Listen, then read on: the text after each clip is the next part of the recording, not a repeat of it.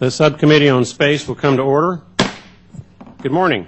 Welcome to today's hearing titled Space Traffic Management, How to Prevent a Real-Life Gravity.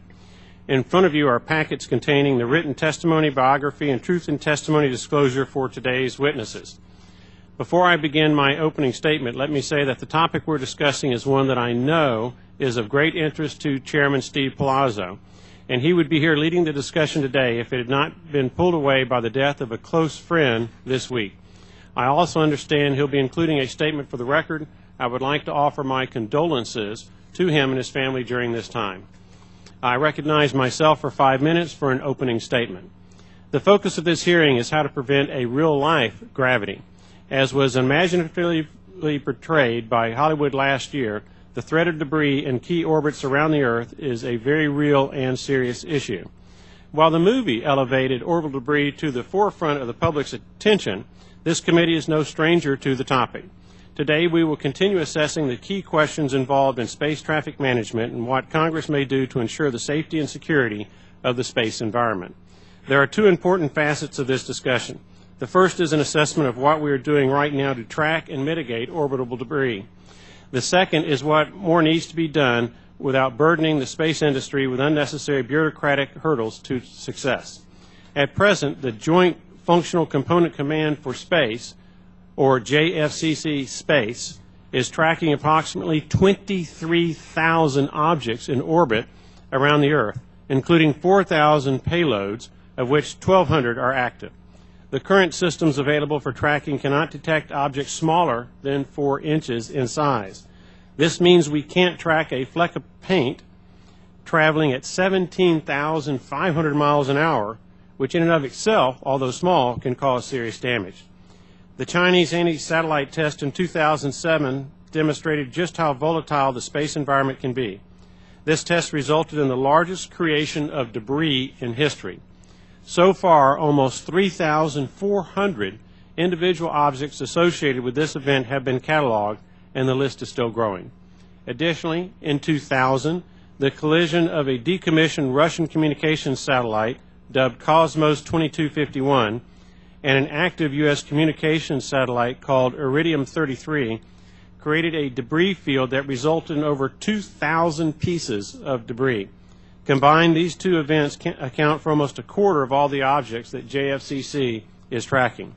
While tracking existing debris is obviously key to this discussion, we must also focus on preventing the proliferation of these objects in the first place. There are two key agencies involved in the mitigation of debris: the Federal Aviation Administration and the Federal Communications Commission. Both of these agencies have developed regulations specific to the creation of orbital debris, and I'm eager to hear from them today. The FAA is responsible for the mitigation of debris as it pertains to launch and reentry of transportation vehicles. The National Space Transportation Policy, released in November of 2013, directed the Department of Transportation to execute exclusive authority over these activities. While this was not a change in the status quo, Dr. George Neild, Associate Administrator for Commercial Space Transportation at the FAA, testified before the subcommittee that his agency was ready to start a larger discussion on expansion of their authority to regulate on-orbit activities. It is unclear what specific authority the FAA is asking for and how it would anticipate working with other agencies to implement this authority. Regardless of the administration's plans, Congress will need to carefully weigh the cost and benefits of increased authority for the FAA against the possible over-regulation of a still very young industry. In 2005, the FCC asserted jurisdiction to regulate orbital debris from commercial satellites, which require their licenses for the use of spectrum. The Commission based this assertion largely on the broad mandate in the Communications Act of 1934 to encourage, quote, the larger and more effective use of radio in the public interest, end quote. Although Congress has not provided authority for this type of regulation explicitly, there seems to be some ambiguity in the nature of their mandate to utilize the spectrum effectively and efficiently. The efforts of federal agencies should be viewed within the context of separate international and private sector efforts. The United States has the most advanced space situational awareness system in the world, but tracking and cataloging the space environment more effectively may come from key partnerships. We cannot afford to ignore these important partners. As commercial human space flight increases in the coming decades, We must be sure that the nation can protect the health, welfare, and safety of our government astronauts and private spaceflight participants. It is also imperative that we secure key orbits to protect assets that are critical to our economy. Similarly, we cannot allow national security assets that are used to keep our country safe to be threatened by the proliferation of debris. The debris events caused by the Cosmos and Iridium collision in 2000 and China's ASAT test in 2007 demonstrated that the space environment is vulnerable and ever-changing. We must be vigilant to ensure our national interests are protected. I appreciate the appearance of our witnesses today, and I look forward to hearing from them. I now recognize the ranking member from Maryland, Ms. Edwards. Thank you very much, Mr. Chairman, and welcome to everyone to today's hearing. Mr. Chairman, while the accuracy of the events depicted in the fictional movie Gravity can be questioned, there's no doubt that it's made the public at least a little bit more aware of the danger of orbital debris, and that's probably a good thing. But in the real world, the nature of the danger was brought into stark focus by the aftermath of the 2007 anti-satellite test conducted by China. This incident is said to have created an estimated debris population of 150,000 objects larger than 1 centimeter in size. The resulting increase in space debris has made the space environment more hazardous to military, civil, and commercial satellites and spacecraft for years to come. So what are we doing to make space travel safe from orbital debris? Well, today a number of government agencies have a role in orbital debris mitigation. 3 of those agencies are represented on the panel today. The DoD's Strategic Command is responsible for tracking orbital debris. The FCC has jurisdiction for mitigating orbital debris from satellites, and FAA's Office of Commercial Space Transportation regulates orbital debris from commercially licensed launch and reentry vehicles. However, what isn't quite clear is which agencies have or could have legitimate roles in space traffic management. That is, the authority to tell a space operator to move a spacecraft should the potential for collision from debris or another spacecraft require it. Other questions also come to mind. Should space traffic management be carried out by one or more existing agencies or perhaps by a new organization? What needs to happen for the information on space debris and potential collisions to get to the people who need it and when they need it? Is the current system for information transfer working, or does it need improvement? Because the causes and consequences of orbital debris are international in scope, does successful space traffic management require an international approach? And lastly, what liability should the agency or agencies in charge of space traffic management assume if its direction to a satellite operator to move a spacecraft results in a collision? These are just a few of the questions that this subcommittee will need to address if we aim to lay the groundwork for ensuring the safety of future spaceflight from orbital debris and other spacecraft. Mr. Chairman, these are complex issues, and so I hope today's hearing will start to shed light not only on the important issue of orbital debris, but also on the approaches Congress might consider for a potential space traffic management and regulatory regime. And with that, I yield back the balance of my time. Thank you, Ms. Edwards. I now recognize the ranking member of the full committee from Texas, Ms. Johnson, for a statement. Thank you very much, and good morning. I want to welcome our witnesses to this morning's hearing, and I look forward to your testimony. I'll be brief in my remarks so that we'll have enough time to hear from my experts. Orbital debris, or space junk, as it is sometimes called, is not science fiction. It is a reality and something that has implications for the way we operate both our crewed spacecraft and our commercial and government satellites. It is a growing problem. Dealing with the increase in orbital debris will not be easy, as our witnesses will testify the issues associated with its mitigation and its potential removal from orbit or complex. A number of agencies are involved, not all of whom are represented at today's hearing, but I am pleased that the bipartisan NASA reauthorization bill that we recently marked up now contains several provisions related to orbital debris. I believe that their inclusion is a useful start to addressing this complex set of issues. That said, I would caution against legislating further in this area until we have a better understanding of the issues involved. This morning's hearing will provide a good starting point for members to learn about both the challenge presented by orbital debris as well as some of the potential approaches to dealing with that challenge. I am pleased that this subcommittee is holding this hearing. In closing, I again want to welcome our witnesses, and I yield back the balance of my time.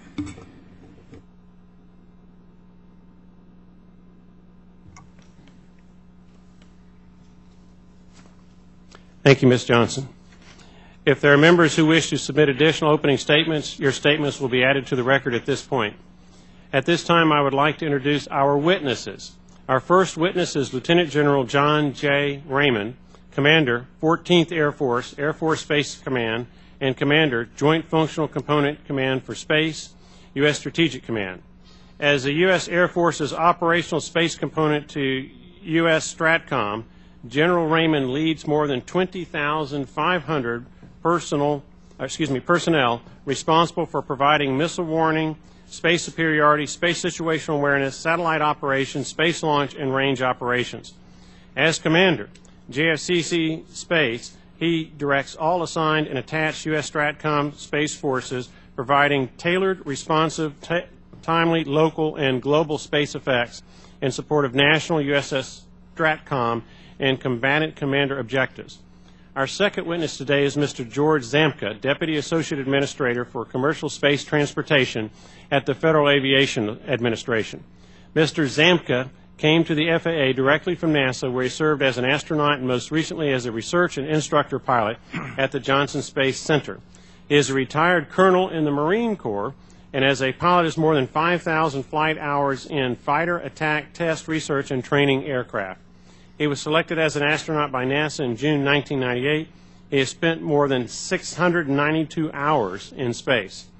Our third witness is Mr. Robert Nelson, Chief Engineer, International Bureau, Federal Communications Commission. He is responsible for leading the Bureau's work on technical issues, including satellite communications and cross-border technical issues. Prior to serving as the Bureau's Chief Engineer, he was Chief of the Bureau's Satellite Division and Chief of the Satellite Division Engineering Branch. Before joining the Commission, Mr. Nelson had various engineering positions in the private sector. Our fourth witness is Mr. P.J. Blunt, Adjunct Professor of Air and Space Law at the University of Mississippi School of Law. He is also an Adjunct Professor in the Department of Political Science and Law at Montclair State University.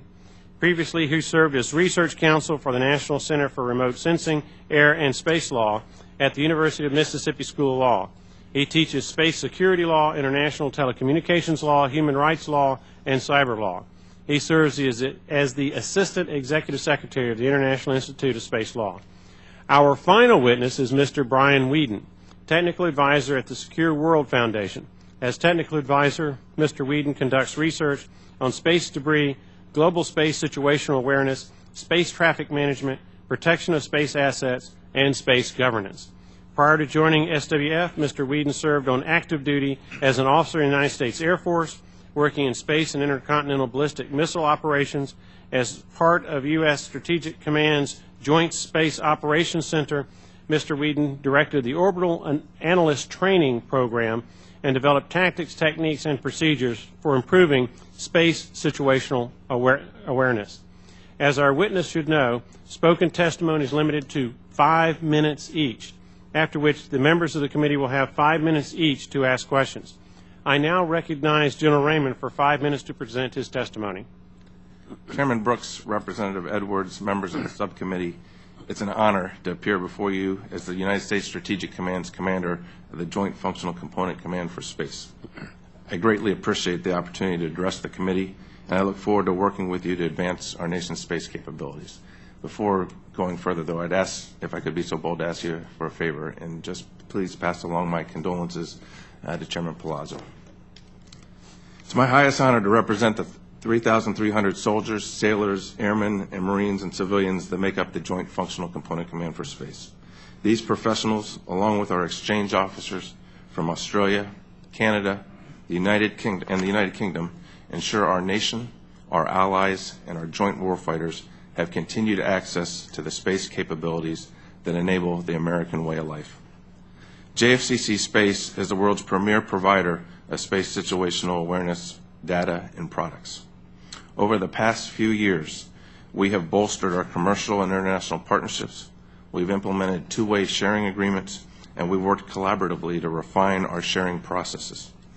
Additionally, we are on track to deliver a new command and control system called the Joint Space Operations Center Mission System, or JMS for short, and additional space situational awareness sensors, the combination of which will give us increased capability and improved space situational awareness for the United States and our partners.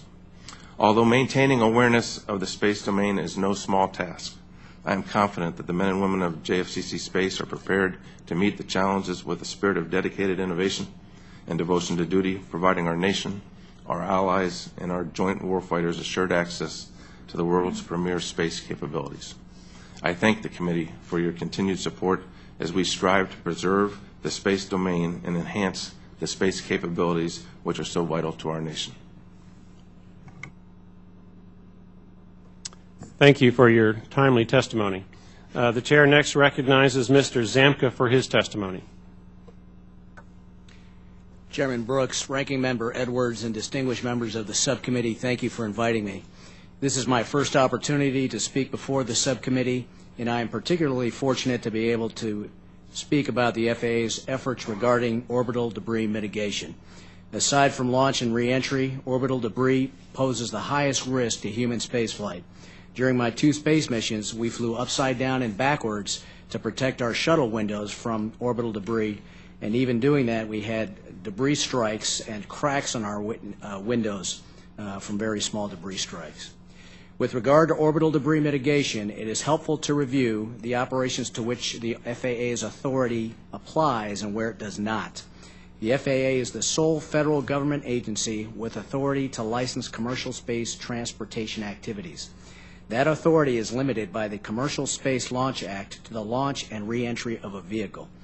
Under that authority, at the end of launch, the FAA requires the operator of a launch vehicle to safe their vehicle and ensure there is no post-separation contact with their deploying payload in order to prevent orbital debris generation. The FAA also imposes launch window limitations based on a launch collision avoidance analysis with human spacecraft such as the International Space Station. The FAA does not currently have authority to regulate on orbit. The only agencies with any regulatory authority in between launch and re-entry events are the FCC for communication satellites and NOAA for remote sensing satellites. The FAA interfaces with the FCC and NOAA regularly through payload reviews, and our primary partners in developing effective orbital debris rules are the Department of Defense and NASA. The NASA Orbital Debris Program Office has been a strong partner in the development of FAA rules and is an invaluable resource. The DoD's Joint Space Operations Center, or JSPOC, provides tracking information and debris detection data that we use to evaluate the effectiveness of launch debris mitigation efforts. Only the DoD has legislative authority and capability to share space situational awareness information, including notifications of impending collisions and near collisions to cooperating space operators, but it lacks any enforcement authority. An issue of oversight and enforcement authority emerges with the increasing number of commercial space transportation vehicles, which will operate differently from communications or Earth-observing satellites.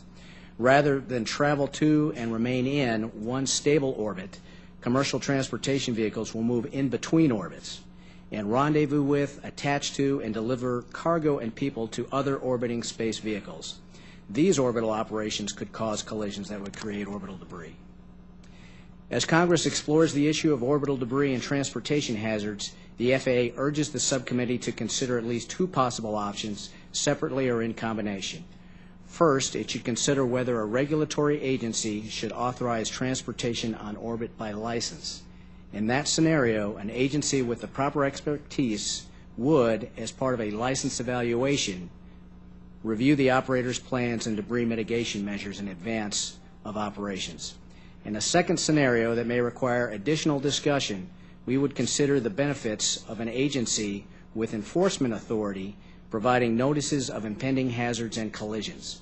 That agency would serve as a referee, advising of impending high-risk events and facilitating a safer orbital environment for all commercial and governmental operators.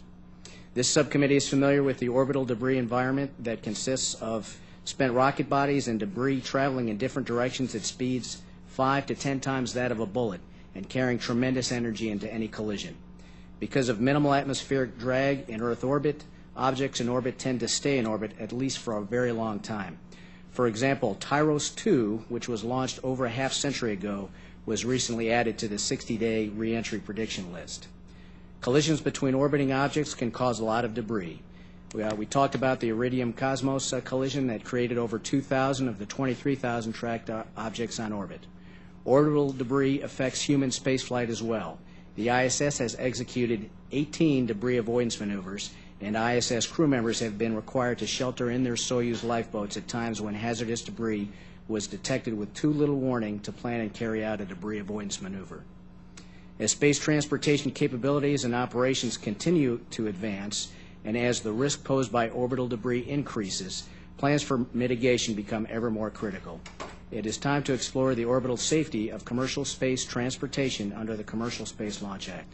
Mr. Chairman, this concludes my prepared remarks, and I will be pleased to answer any questions you may have. Thank you, Mr. Zamka. The chair now recognizes Mr. Nelson for 5 minutes. Chairman Brooks, Ranking Member Edwards, and distinguished members of the subcommittee, thank you for inviting me to speak with you today about the FCC's role in orbital debris mitigation and how we fit into the overall efforts of the United States government with respect to this issue. In 1973, the FCC licensed the first purely private U.S. communication satellites, and the first such satellite began operations in the geosynchronous orbit in 1974, slightly more than 40 years ago.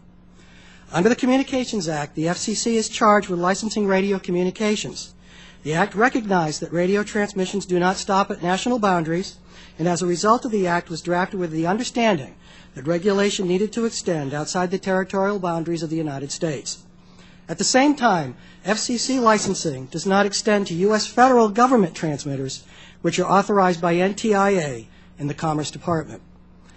FCC licensing and regulation are governed by a core principle of the Communications Act, that issuing a license requires a finding that the public interest must be served. In that vein, the FCC in 2004, recognizing work done by NASA and other agencies, adopted debris mitigation regulations for the satellite services it licenses.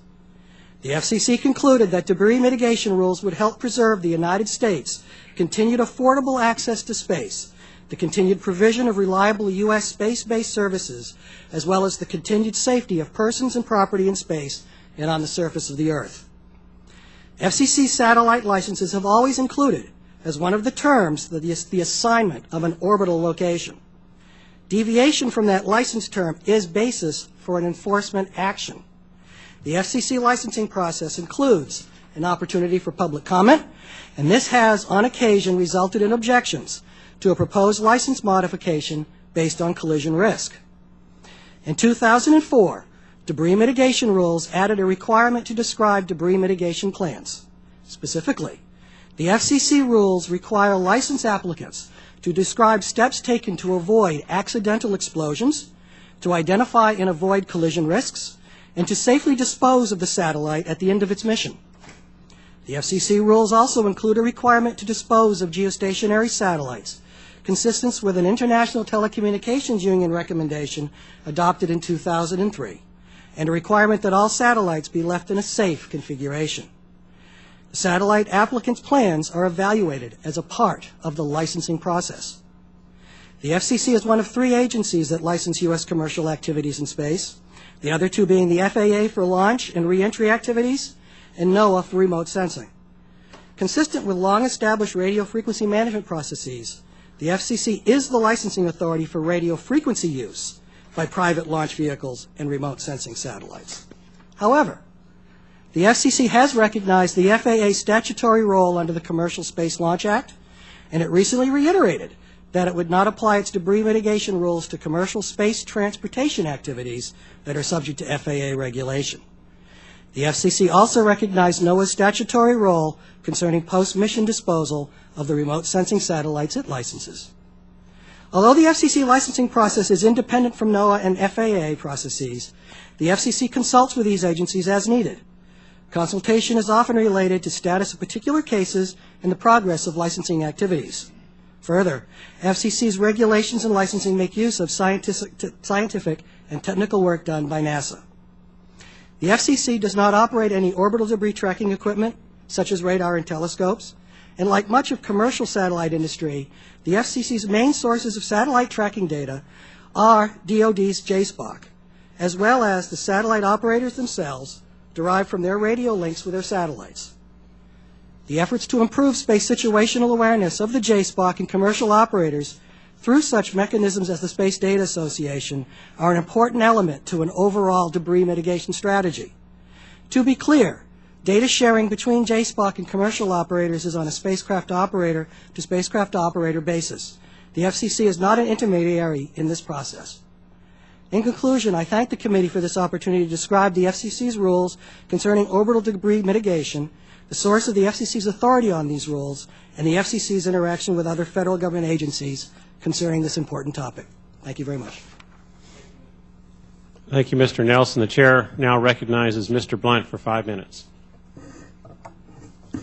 Chairman Brooks, Ranking Member Edwards, distinguished members of the subcommittee, thank you for the opportunity to appear before you today to discuss this important topic. Space traffic management is a complex issue, and I'll try to briefly summarize my written statement. Space traffic management as a concept contains two different elements. These are the technical capabilities needed to control space traffic and the legal regime which governs appropriate behavior.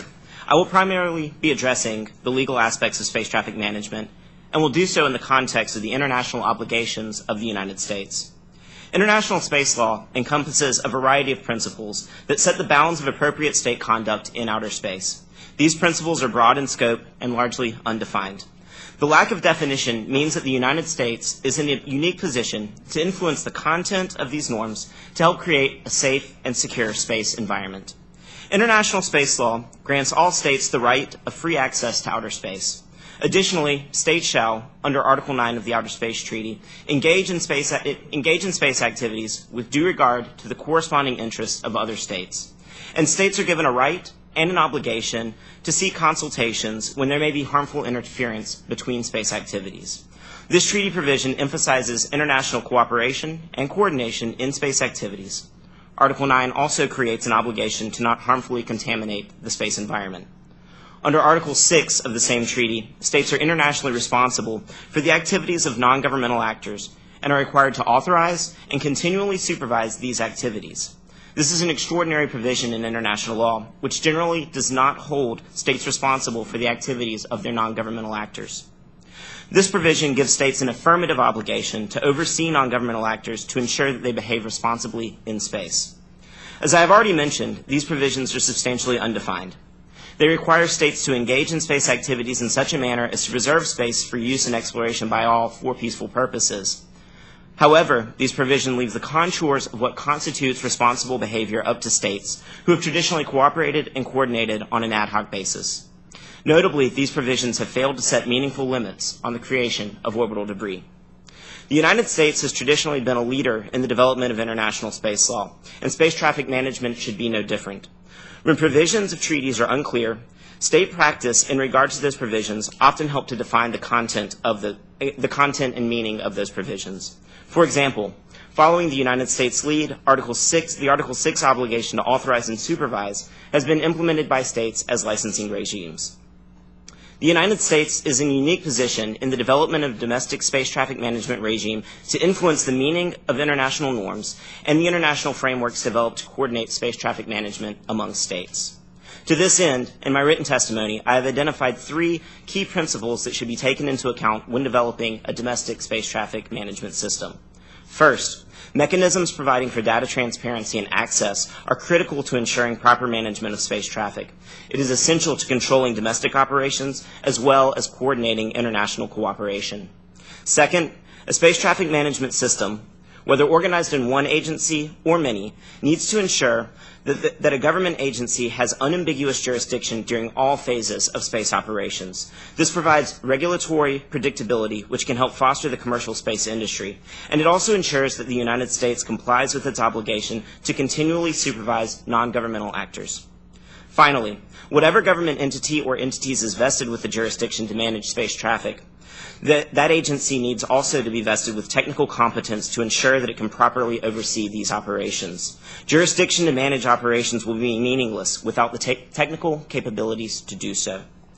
The maintenance of a safe and secure space environment is in the national interest of the United States. Civil, commercial, and military operations are all dependent on a space environment free of interference from other actors. To this end, the United States should be a leader in developing a space traffic management system that can foster such an environment both domestically and internationally. Mr. Chairman, this concludes my statement. Thank you again for the opportunity. I'm happy to answer any questions you may have. Thank you, Mr. Blunt. The chair now recognizes Mr. Whedon for 5 minutes. Thank you, Chairman Brooks, Ranking Member Edwards, distinguished members of the subcommittee. Secure World Foundation is dedicated to the long-term sustainability of the space environment so that all of humanity can continue to use space for benefits here on Earth. The growth in space debris and increasing congestion of critical regions of Earth orbit present significant challenges to space sustainability, and addressing those challenges is a key part of our work. Regarding the threat that space debris poses, there are 3 categories of complementary activities that can help address that challenge. The first is space debris mitigation, limiting the creation of new debris from human activities in space. The second is active debris removal, also known as remediation, which aims to remove some of the existing pieces of debris to help prevent future growth in the debris population or to reduce the collision risk to satellites in highly congested regions. The third activity is space traffic management, which I define in my testimony as minimizing the negative impact of space debris on space activities. All 3 of these activities are enabled by a fourth, space situation awareness, broadly defined as characterizing the space environment and its impact on activities in space. The U.S. government's strong efforts on space debris mitigation over the last decade and a half are a good start, but need to be part of a more comprehensive approach. My written testimony outlines 3 major steps that can be taken in this direction. The first is to find ways to harmonize the implementation of the debris mitigation guidelines across the various regulatory agencies that currently have authority. Doing so can result in a more efficient and effective process with benefits to commercial industry and innovation. Second, this subcommittee can call on the executive branch to articulate a comprehensive strategy for dealing with existing space debris, which may potentially include active debris removal. Third, the subcommittee can work with the executive branch and other committees with jurisdiction to re-examine the roles and responsibilities for space situation awareness and space traffic management. The key question facing the U.S. government moving forward is whether or not the Department of Defense should continue to be the single federal agency responsible for all space situation awareness activities and providing operational space traffic management for the world. I believe the answer is no. While space surveillance began as a national security function, it has evolved into more than just national security. It plays a fundamental role in the breadth of space activities being conducted by not only the military, but also civil government agencies and the private sector. Thus, I believe it is time for the U.S. government to shift responsibility for part of the SSA mission that directly supports safety of space flight to a federal entity other than the DoD. This shift will allow this new entity to focus on building relationships with commercial and foreign actors, take better advantage of private sector innovation, and establish trusted services with all space actors. The DoD would certainly retain responsibility for and a focus on the national security aspects. Making this change is not without considerable challenges. First and foremost is determining which federal department or agency should be assigned this new role. One option is to assign it to an agency that already has existing authority for regulating and licensing private sector space activities. Another option is to assign it to a federal agency that already has significant expertise in space operations and space debris. A third option would be to assign it to a new federal agency with both regulatory powers and operational responsibility. Which of these options is best depends upon the long-term priorities and goals for the U.S. government and the role it wants to play in global space activities. This proposed shift in responsibility, I believe, puts the U.S. government in a better position to harness the private sector innovation currently ongoing and improve its own capabilities and security in orbit. It is very similar to the DoD's current approach for both satellite communications and space-based remote sensing. In both of these areas, the government focuses its efforts on exclusive niche capabilities the private sector cannot provide. The end result has been an increased capability for the military, lower cost to the taxpayer, and a booming commercial industry. It has become almost trite to point out that the space world has changed, but in the context of this hearing, it is worth making the point again. The continuing expansion in the number of space actors, the types of space activities, has created a complex space environment. Technological diffusion has commoditized space capabilities, fueled a surge of private sector innovation, and created the possibility for many new uses of space for benefits here on Earth. It is vitally important for the U.S. government to evolve its approach to stay abreast of this ongoing change and continue to maintain its leadership role in supporting the safety of space activities and encouraging innovation. Thank you for your time. I'll be happy to answer any questions you may have. Thank you, Mr. Whedon, and I thank the witnesses for their testimony.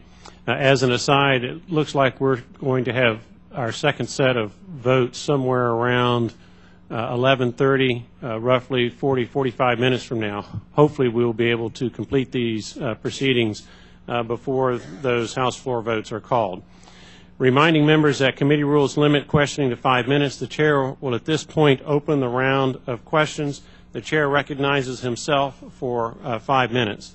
As a part of my 5 minutes and recognizing the prerogative that the chair has, I would like to at this point recognize the Falcon rocket team from Huntsville, Alabama. If you would please stand. We've got Coach Bobby Murphy here with us, members John Aslan, Jack Aslan, Victor Murphy, Dave Green, Matt Kellogg, and Jorge Estrada. The competition is tomorrow. They're representing the state of Alabama. And I want to encourage you all to do what you can to represent our community, in as much as we often boast that we're the birthplace of America's human spaceflight program. And thank you for being here for this hearing today. This challenge that we're facing today may be one that we need you all to solve tomorrow. With that having been said, let me proceed with my,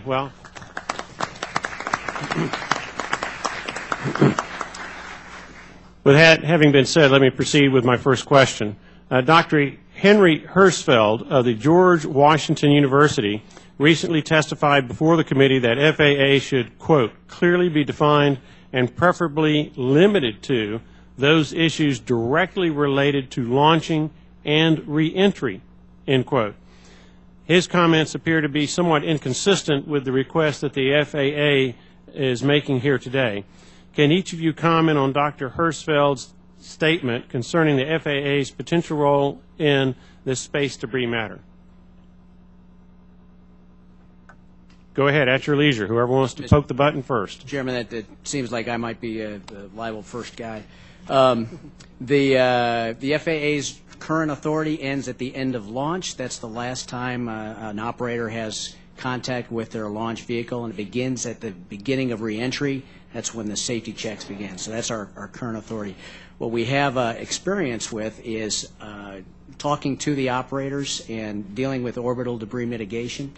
And we're also there as they are conducting their operations as part of our inspection and enforcement function. So we have existing experience and credibility with the launch operators. The thing that I will refer to my testimony with that is new that would be worth considering are the new class of vehicles in operation. And so these are vehicles taking personnel, cargo, and servicing up to human space stations and also servicing satellites. Sir, I would just add that, consistent with what my panelist partner just said, we work very closely with the FAA on the licensing of launch vehicles.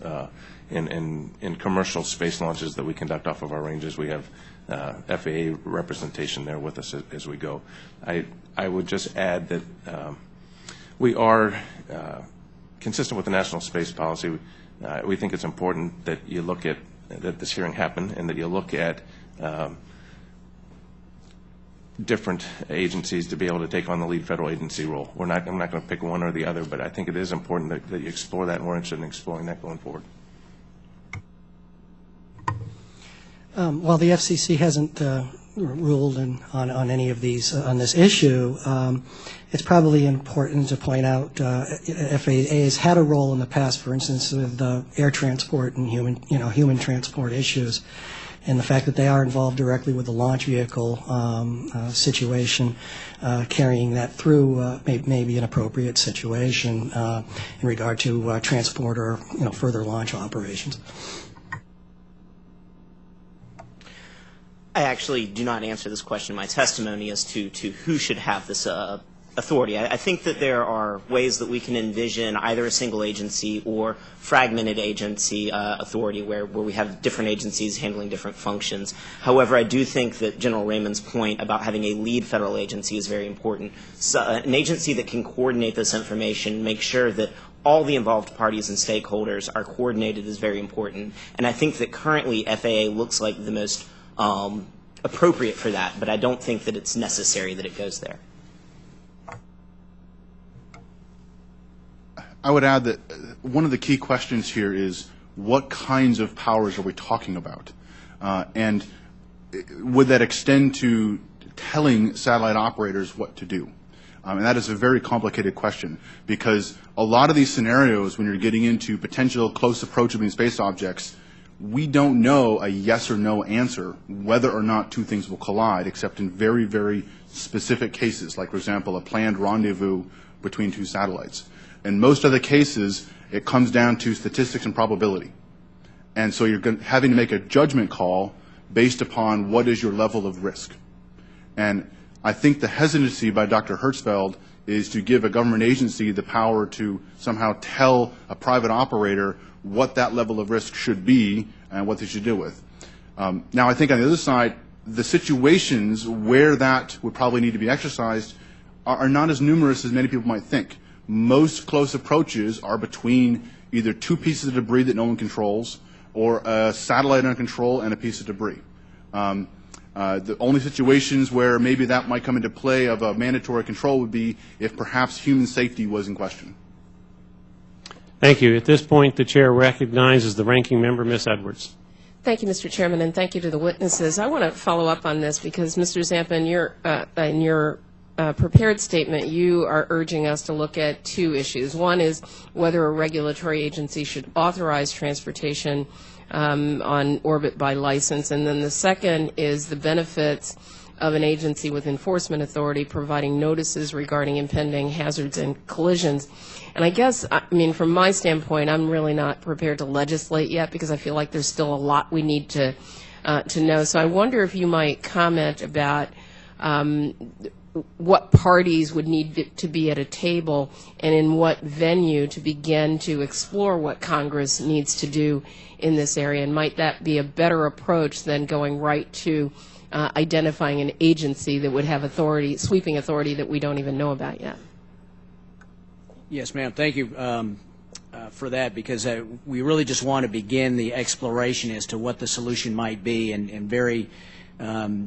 very important part of that is having the right players at the table. So industry certainly, who has to deal with the risk and the expense, for instance, of deciding to do a debris maneuver to avoid a collision, is a difficult one. And there are a lot of working solutions that are out there amongst commercial operators that are already working, and there are numerous ways of dealing with it, shy of regulation, shy of enforcement, and so we don't want to get ahead of any particular solutions that are out there. But I'd certainly say industry and the agencies that are involved with on-orbit authority now would certainly be good players. And before I go to Mr. Nelson, I will, General Raymond, I wonder if you could comment about the role that you would see in a future environment with a whole bunch of other actors at play, both domestically and internationally. What then is the role of the Department of Defense in this? Well, clearly, ma'am, the Department of Defense is focused on national security. And space situational awareness is absolutely foundational to everything that we do in space for national security purposes. So when you have these discussions, one of the things that I think we need to really be careful about as we go forward is making sure that we have the ability to do what we need to do to protect our nation, protect our nation's satellites. Great. And Mr. Nelson? Yeah, following up on what I said earlier and Mr. Zanka's comments, I would suggest, at least from the point of view of an orbital maneuver situation or enforcing an orbital maneuver to take place, that at least from the point of view of the folks that we work with, it's in their best interest to move, and that's how they would take a look at it. If they were aware that there was going to a potential collision was coming along, I'm sure that they would end up moving that satellite in order to take care of that. It's just inherently in their best interest, especially from a financial point of view. So from having to have somebody that would have to go through and actually force them and say to do that, it's probably an unlikely situation to carry through. And further, as you point out, the international aspects of this, we only have a certain percentage of the satellites that are on orbit, and the issue of telling some other foreign country's satellite to have to move raises its own issues. Thank you. And Professor Blunt, I wonder if you could talk to me about the liability that the agencies either should have or do have, who should be in charge of space traffic management, and what liability should they assume when it's direction to a satellite operator to move a spacecraft, or its failure to provide a timely alert that results in a collision or debris? Can I clarify that question, that you're asking about the liability of the federal agency to the space operator? Either the liability of that the agency has or should have. I think that liability is a very interesting question, because these are obviously very expensive pieces of equipment that are moving at very fast speeds and can cause a lot of damage. And there is, when you define a federal agency that's going to be in charge, they take on a responsibility. And part of these points that I point out that we should have in the legislation is this idea of technological capability. And so right now that capability is vested with the DoD. And if we name a federal agency, let's say the FAA or the FCC, then there becomes a question of where are they getting their data? Are they going to have to rely on DoD to get their data, and then are they going to do this collision analysis, or are they going to have to rely on DoD to do the collision analysis, or are they going to have to rely on SDA to do the collision analysis?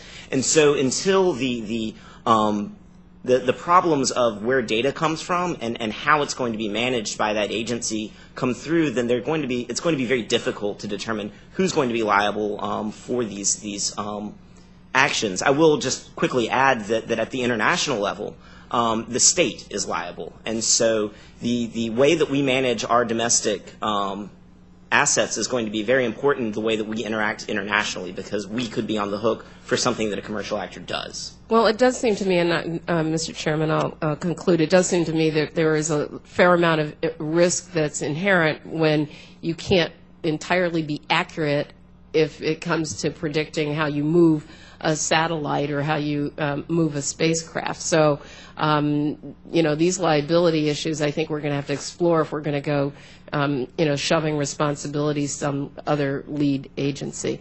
And with that, I yield. I think, Mr. Chairman, we have a lot more questions to ask and answer before we come to a point where we need to legislate in this area. Thank you. Thank you. The chair now recognizes Mr. Bouchon of Indiana. Thank you, Mr. Chairman. I want to focus on what do we do with the debris that's already there.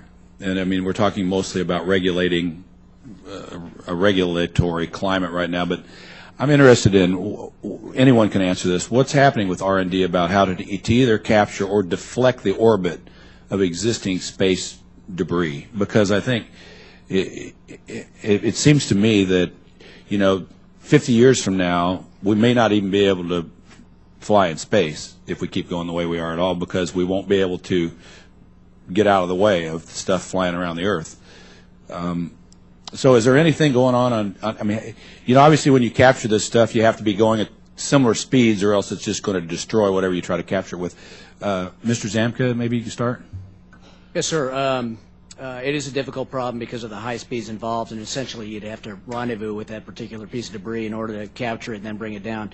As part of our Center of Excellence function, thanks very much for supporting that, but we have 6 studies in work to begin to characterize that debris, be able to predict where it's going to be better, and then identify potential efforts at remediation. And there are some things that are out there that could increase the drag or use a magnetic field to begin to bring those pieces down sooner. But it is a difficult problem.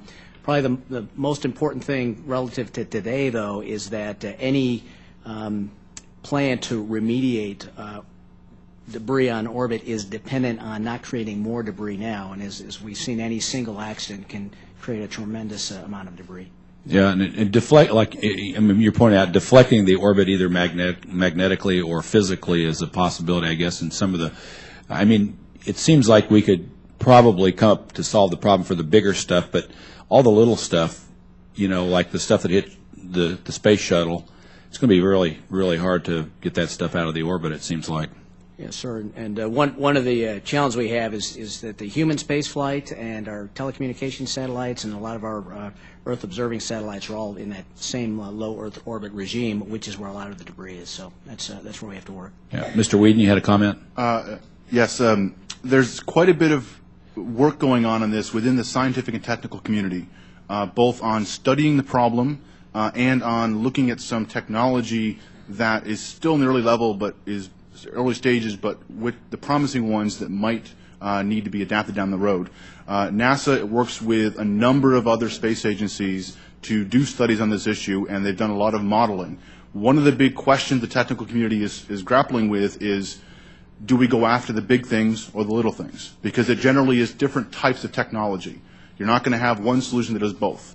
And we probably, in doing both, means twice as much money probably. And the difference is the big debris is the source of new debris in the future. So removing them, you're kind of controlling long-term growth.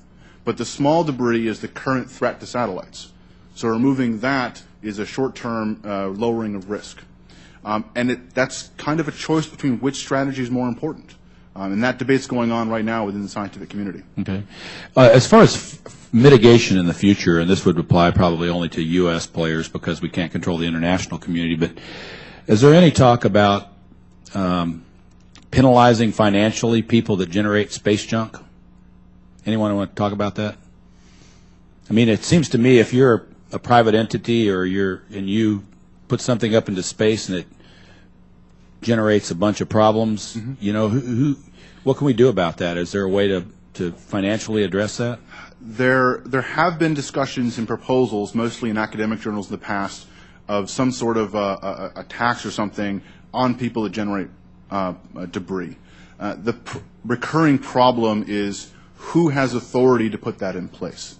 As you mentioned, it's an international environment. There are more than 60 countries that are now launching satellites and space objects, and each of them has authority over their own private sector activities. Yeah, let me just point out. I mean, I'm not promoting new taxation. Yep. Like if you fly something into space, you get taxed ahead of time. However, let me just point out that the reality is if there is not some incentive not to do something, I wouldn't call it a tax, I'd call it a penalty. If you do, say you send something up, it blows up and generates 1,000 pieces of space junk. You know, if you send something up, nothing happens, it comes down, fine. But if you know, there has to be some incentive for people not to generate this stuff. I would say there is an added complication that in the areas where debris is the worst, mainly low Earth orbit between about 600 to 800 kilometers, it is mostly government satellites. There's not a lot at the moment. There's not a lot of private sector activity there. But there will be. There will be in the future, but at the moment there is not a lot there. So the question is, how do you incentivize governments? Yeah. Yeah. Good luck. I yield back. Thank you, Mr. Bouchon. The chair now recognizes Mr. Schweikert of Arizona. Thank you, Mr. Chairman. It's sometimes terrifying what makes us laugh, isn't it? It's, first question, and I just want to make sure I sort of understand some of the hierarchy and the mechanics. First off, a U.S. But private commercial satellite, direct TV or satellite television or something of that nature. It's put up in space. Doesn't carry insurance. Mr. Nelson. Yes. Most companies do have insurance on their satellites. Larger ones may actually self-insure, so they'll put up money based on the fact they have a lot. But whether they put up the fund or something, but somehow there's an insurance product there. Yes. How about if I'm the French or East Indian or private telecommunication or private cable, or television provider? Do they carry insurance? Do they have a national indemnity, and considering they're often from different countries have different rules concerning how they go about. As an example, the one I'm aware of is the United Kingdom. For any of the folks that might launch under their flag, they have a Space Act, and some of the requirements, for instance, is indemnification of the crown, so to speak. So it depends on the country and what the rules are associated with their activity. And Mr. Chairman, and to our witnesses, where I'm trying to head is these are very expensive objects, both both those from the private and those that are governmental. Have great value. We already know there's sort of an insurance regime of some mix. It may not be, universal in design. So we know we have incentives because of the value. We know there's some structure out there. So what happens today? How do they communicate today? General, let's say we have, you see something heading towards my DirecTV satellite. Do you communicate with them? Congressman, thanks for the question. Absolutely. We are very interested in maintaining a safe space domain. So my organization, and specifically the command center that I have, the Joint Space Operations Center located at Vandenberg Air Force Base, tracks the 23,000 objects that you've heard about. And of those objects, we not only do we track them, but we detect for potential conjunctions. But what I'm after right now, because that was part of your testimony and that was very helpful, is sort of the communication regime right now. So it's the satellite that's providing television for Australia. Right. Do you communicate with them? We do. So where I was going, if we detect a potential conjunction on any active satellite that's up in space, any country, if we detect a conjunction, we'll make an emergency notification because it's in all of our best interest not to have it. Now, is it bilateral? Does it come the other direction where the private tracking firm that's managing, do they communicate back to you? Yes, sir. We have two-way sharing agreements with 41 different companies. We have it with 5 different nations. There is two-way sharing going back and forth. Largely, though, the tracking capabilities that are out there are our tracking capabilities, and largely we're the ones that are doing this for the world. And do any of those private firms ever provide their statistics saying, hey, we actually believe you missed our orbit by a few yards, a few degrees, we have some wobble, we have some elliptical. Do they share that sort of data back and forth? For those that we have agreements with, they provide what we call owner-operator, the address in space, if you will. We track it with a radar. They have the exact address of theirs, and they do provide that back and forth. The challenge that we have today is that our command and control system that we have doesn't allow us to automatically ingest that. We are putting a new command system in place as we speak called the Joint Space Mission Operations Center system that will allow that automatic ingestion of owner-operator data. Okay. Mr. Chairman, as my buddy here and we were talking sort of one-off a moment ago, as we see the commercialization of space, we know we have the incentives. We have very valuable objects up there. We know we have the need. We know we have sort of a communication structure, and we also know it's ultimately going to be international. Is there a way where we could ever get these parties where they have sort of an automated information exchange back and forth, and others are also carrying the cost of this? So thank you, Mr. Chairman. Yield back. Thank you, Mr. Schweikert. The chair next recognizes Mr. Hall, the former chair of the Science, Space, and Technology Committee. Of course, thank you for holding this hearing. I guess, General Raymond, some time ago, maybe 15 years ago, we had a hearing on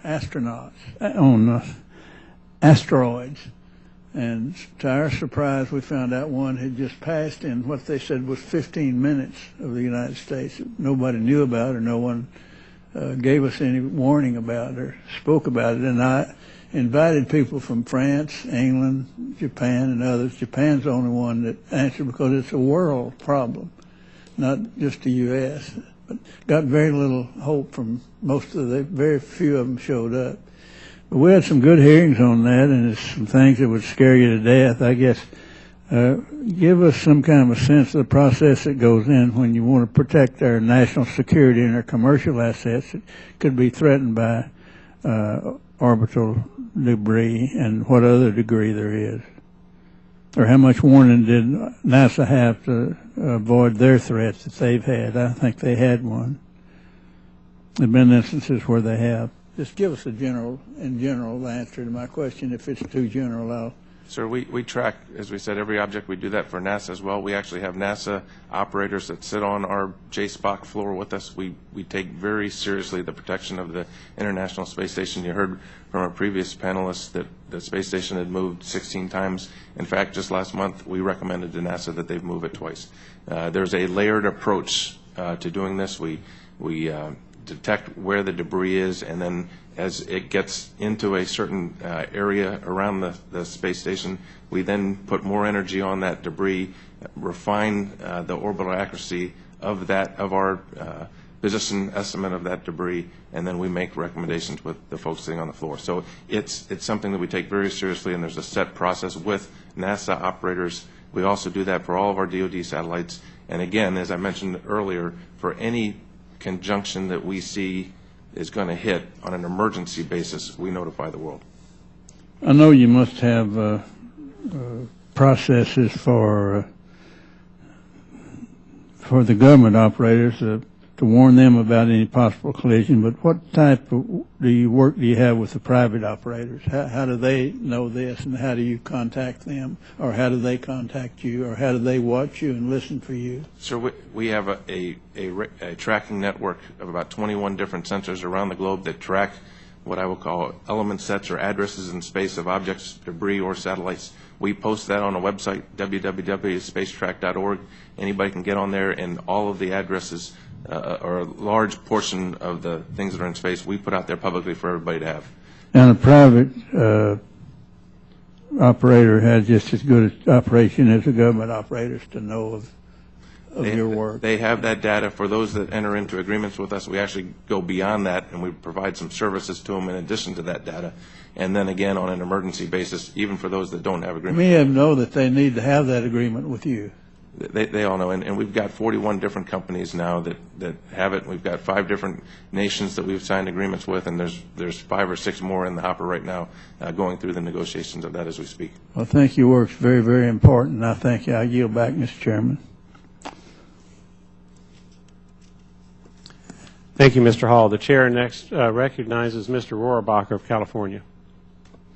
Thank you, Mr. Chairman. I apologize. I had another hearing, a markup from another committee, and I will be reading your testimony. And I think this issue is vitally important for the future of not only the United States, but of all of humankind.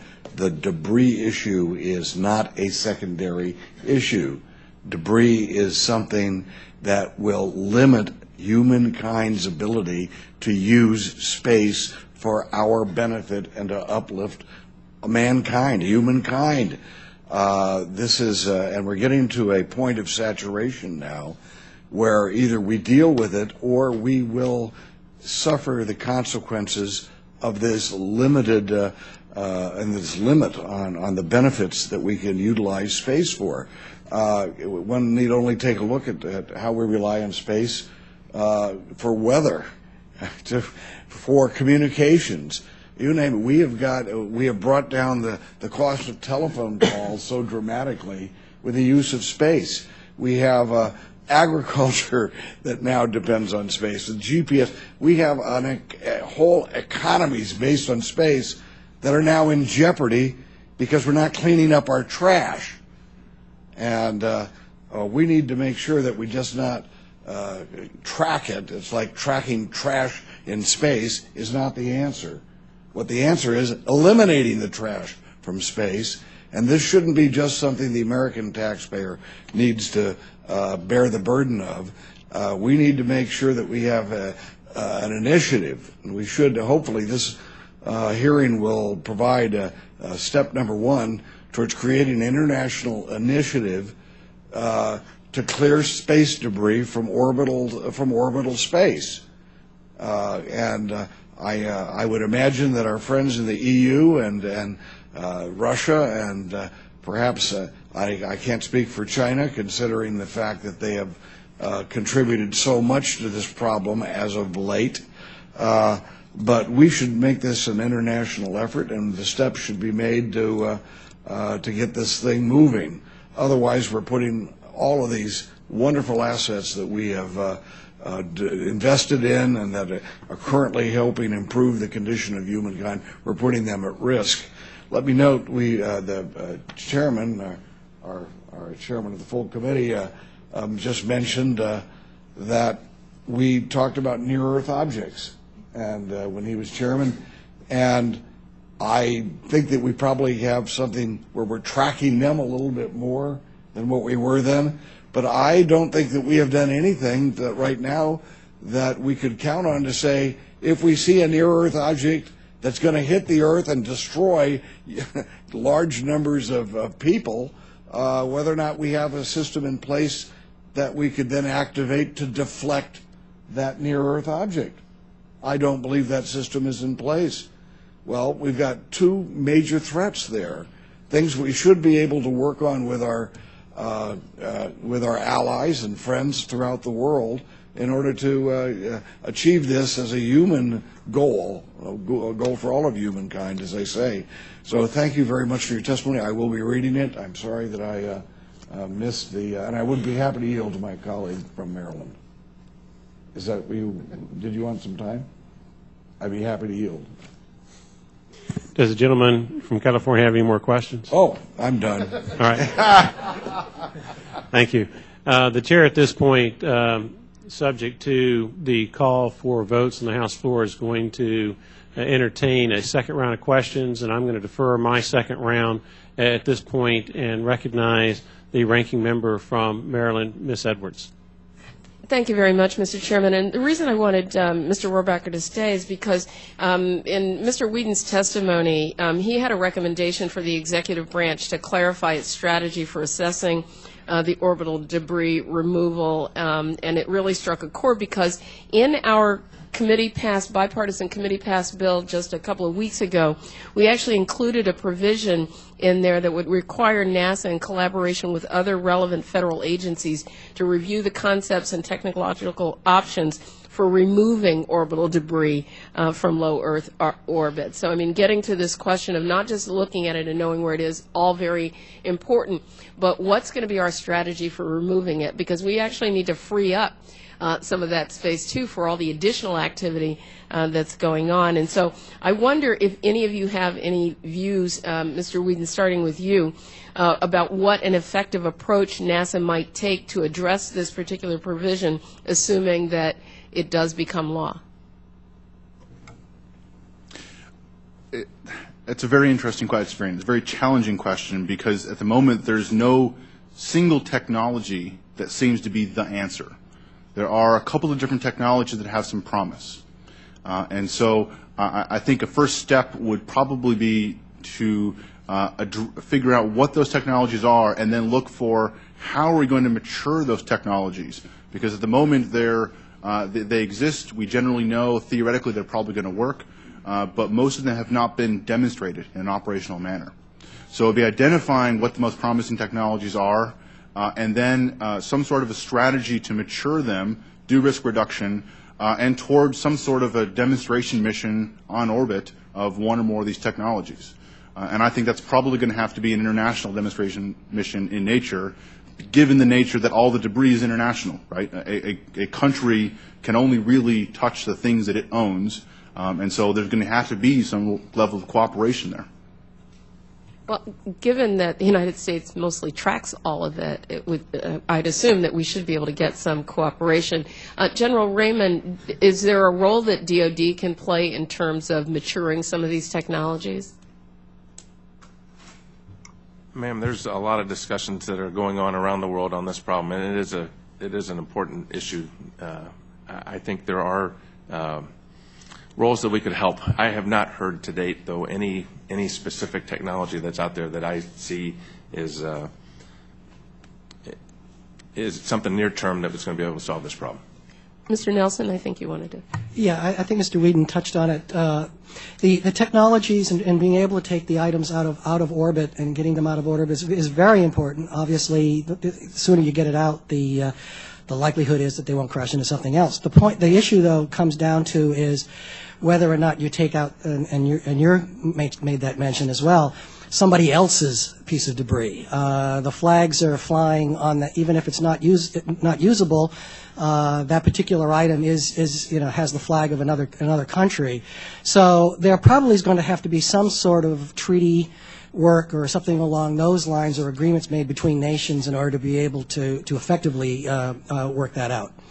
Right. Well, I know that Goddard Space Flight Center has some rather robust activity going on now to try to look at ways to reservice some of these decommissioned satellites as a way to get them back in service, not put new ones up. But that too is a long way down the line, but something that I think we need to invest in. And with that, Mr. Chairman, I'll yield. Thank you. Mr. Rohrabacher, we have time for another round of questions on your end. If you have any additional questions, the House floor vote has not yet been called. I would just like to suggest that we make this the first step and not just a public relations, this is a problem. We can do something in Congress to work with these folks and to work with people internationally. When I travel overseas, I'm in the Foreign Affairs Committee. I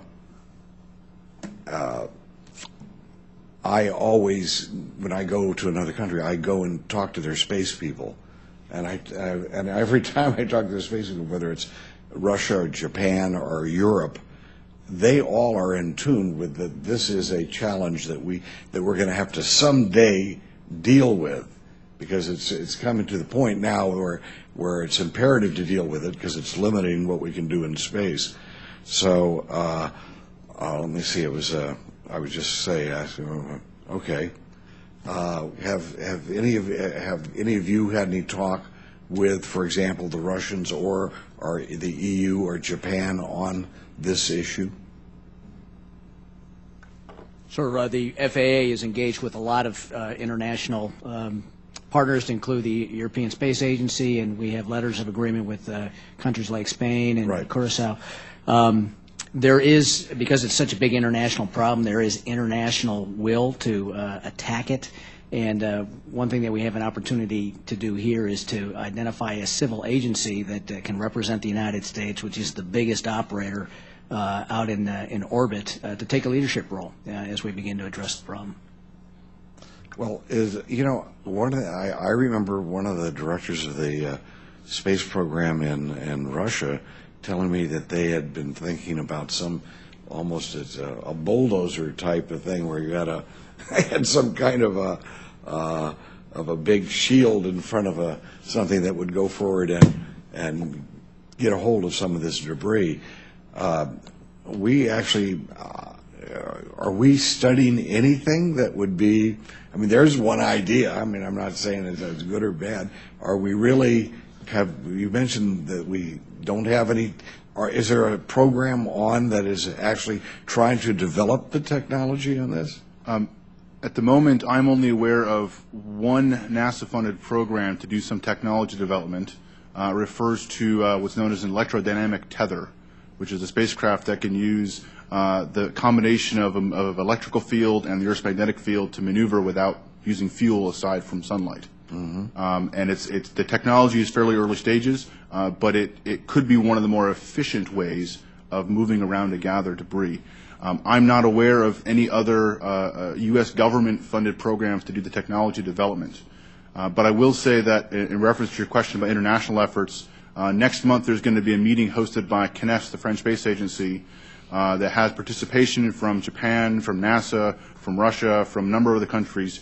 It's a 3-day workshop looking at technology and engineering solutions for this. Oh, really? Where will that be? It'll be in Paris. They've held this workshop every 2 years. This is the third instance of it. And what days are they? It'll be June 16th, 17th, 18th, around there. Okay. Mr. Chairman, I would suggest that someone from this committee go to that hearing, or that meeting. Is that a request? Mr. Chairman, he may have to compete with the chairman and the ranking member. Does the gentleman from California have any more questions? All right, let me exercise my prerogative and now ask my question. General Raymond, if an event like the Cosmos Iridium collision happened today, how would JFCC respond? Specifically, can you give the committee a sense of the process that goes into actions to protect our astronauts on the International Space Station or other national security and commercial assets that could be threatened by such an event? Yes, sir. Thank you for the question. If an event happened where two satellites collided, it obviously would generate debris. We would detect that debris with our network of sensors around the globe. We would characterize that debris. We would get an orbital element, or the address in space, if you will, of that debris, and we would refine that over time, and we would put that debris into our catalog. Once it's in the catalog, as I discussed earlier, we have the process in place that we do for every active satellite on orbit. We would screen against that debris to ensure that we provided proper warning if something were to collide. That's the vote call, but we still have 15 minutes before we have to be on the House floor. Quick follow-up question. How long does it take, generally speaking, for the orbital debris to have its orbit decay to the point where it goes back to Earth and it's no longer an issue? Mr. Chairman, there's lots of factors that are involved in that. Is there some kind of average number of years or decades or a range? Sir, I don't have that at my fingertip. I don't think there really is. There's so many factors that are involved. It's altitude, size, shape, speed, velocity. There's a whole bunch of things. We do predict reentries, and we track those reentries. We know we track those. We warn against them when they're going to reenter. But I can't tell you. I can't give you a time for how many years. But when it gets close, we can characterize that reentry, and we warn against that as well. Mr. Nelson, you wanted to add something? Yes, the general actually hit on the issues. It's basically the altitude, the shape of the object, the mass of the object, and it can range there's a very, very large range from tomorrow to maybe a million years from now. So depending on where that particular object is, so that brings up the issue of basically taking it out of the orbit. Mr. Whedon? Just to give you some ballpark numbers, at the altitude of the International Space Station, I would say a rough estimate on the order of months to maybe a very short number of years. When you move up higher, let's say around 800 kilometers, where most of the remote sensing satellites are and the greatest congestion of debris is, and the collision was, and the Chinese anti-satellite test was, at that altitude you're talking decades or longer. And once you get beyond 1,000 kilometers, for all intents and purposes, it's up there pretty much, as far as we're concerned, forever. Right, thank you. General Raymond, as a follow-up to my earlier question to you, FAA requested in their written testimony for the authority to require operators to move positions if a possible collision is detected. How would your process change, if at all, if that authority is granted to the FAA? Sir, the FAA would still rely on the data that we get from our sensors. We'd be providing that data. Today, we warn of those conjunctions. We do not have the authority to make a satellite operator move. I can for DoD satellites, but I can't make commercial satellites move. I don't have that authority. But they would take our data that we have and use that data in their new role. Thank you. Any other follow-up on that? Yes, sir, Mr. Zamka. Yes, sir. If I may, the request to have the ability to have an operator be forced to move That can be done in a number of ways. Earlier is better. Earlier interaction, perhaps agree with the operator as part of the licensing process what the criteria would be for which they'd move. And then probably best of all would be an industry-based consensus on what is the agreeable time to effect a move, because all these things involve probabilities and a lot of expense for the operator, frankly. All right. I thank the witnesses for their valuable testimony and the members for their questions. The members of the committee may have additional questions for you, and we will ask you to respond to those in writing. The record will remain open for 2 weeks for additional comments and written questions from the members. The witnesses are excused, and this hearing is adjourned.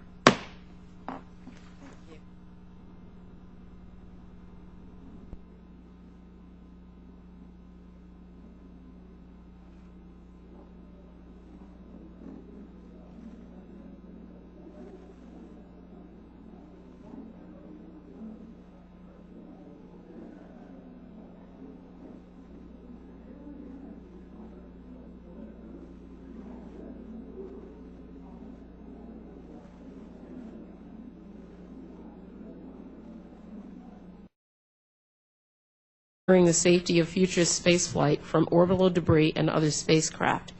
Mr. Chairman, these are complex issues, and so I hope today's hearing will start to shed light not only on the important issue of orbital debris, but also on the approaches Congress might consider for a potential space traffic management and regulatory regime. And with that, I yield back the balance of my time. Thank you, Ms. Edwards. I now recognize the ranking member of the full committee from Texas, Ms. Johnson, for a statement. Thank you very much, and good morning. I want to welcome our witnesses to this morning's hearing, and I look forward to your testimony. I'll be brief in my remarks so that we'll have enough time to hear from my experts. Orbital debris, or space junk, as it is sometimes called, is not science fiction. It is a reality, and something that has implications for the way we operate both our crewed spacecraft and our commercial and government satellites. It is a growing problem. Dealing with the increase in orbital debris will not be easy. As our witnesses will testify, the issues associated with its mitigation and its potential removal from orbit are complex. A number of agencies are involved, not all of whom are represented at today's hearing, but I am pleased that the bipartisan NASA reauthorization bill that we recently marked up now contains several provisions related to orbital debris. I believe that their inclusion is a useful start to addressing this complex set of issues. That said, I would caution against legislating further in this area until we have a better understanding of the issues involved. This morning's hearing will provide a good starting point for members to learn about both the challenge presented by orbital debris as well as some of the potential approaches to dealing with that challenge. I am pleased that this subcommittee is holding this hearing. In closing, I again want to welcome our witnesses, and I yield back the balance of my time.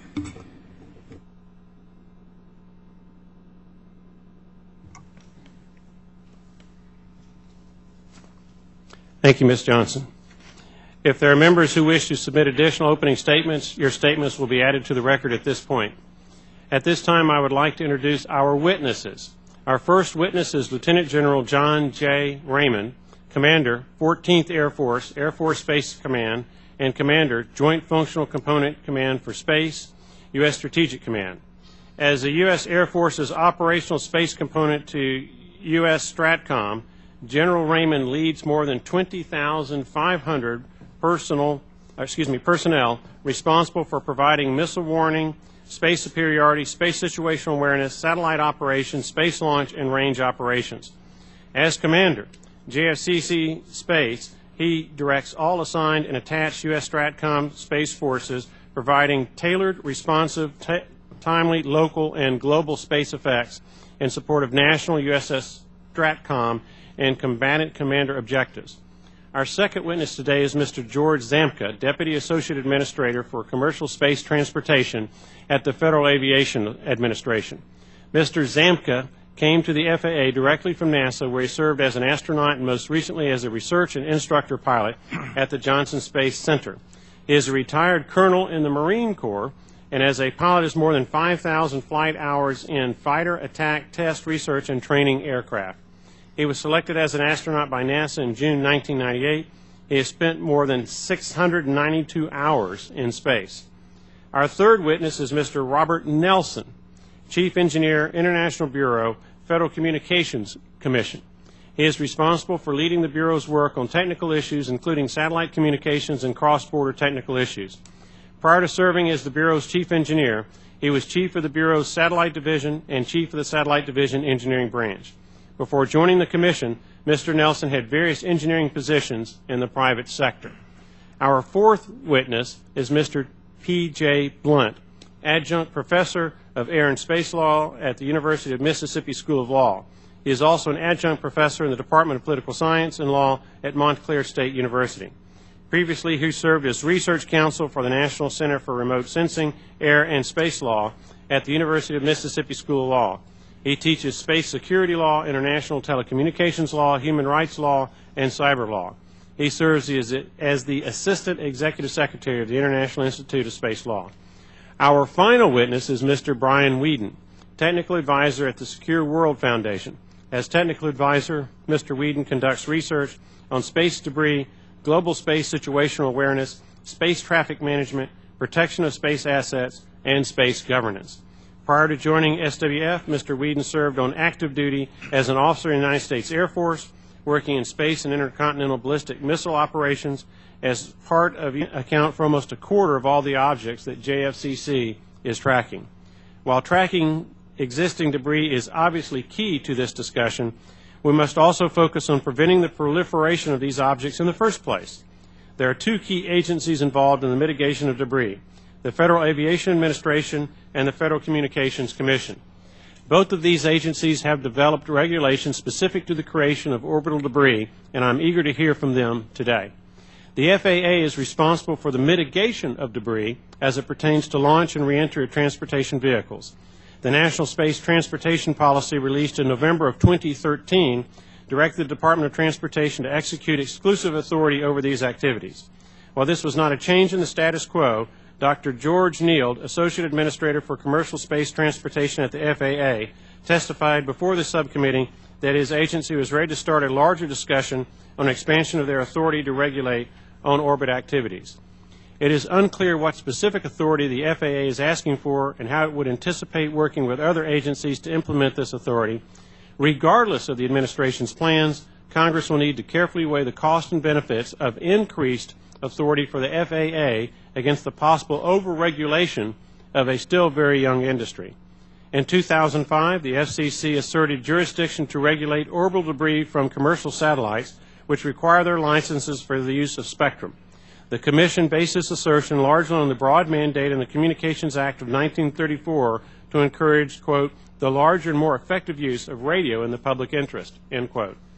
Although Congress has not provided authority for this type of regulation explicitly, there seems to be some ambiguity in the nature of their mandate to utilize the spectrum effectively and efficiently. The efforts of federal agencies should be viewed within the context of separate international and private sector efforts. The United States has the most advanced space situational awareness system in the world, but tracking and cataloging the space environment more effectively may come from key partnerships. We cannot afford to ignore these important partners. As commercial human space flight increases in the coming decades, we must be sure that the nation can protect the health, welfare, and safety of our government astronauts and private space flight participants. It is also imperative that we secure key orbits to protect assets that are critical to our economy.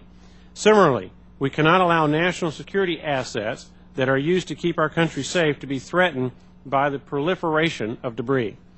The debris events caused by the Cosmos and Iridium collision in 2000 and China's ASAT test in 2007 demonstrated that the space environment is vulnerable and ever-changing. We must be vigilant to ensure our national interests are protected. I appreciate the appearance of our witnesses today, and I look forward to hearing from them. I now recognize the ranking member from Maryland, Ms. Edwards. Thank you very much, Mr. Chairman, and welcome to everyone to today's hearing.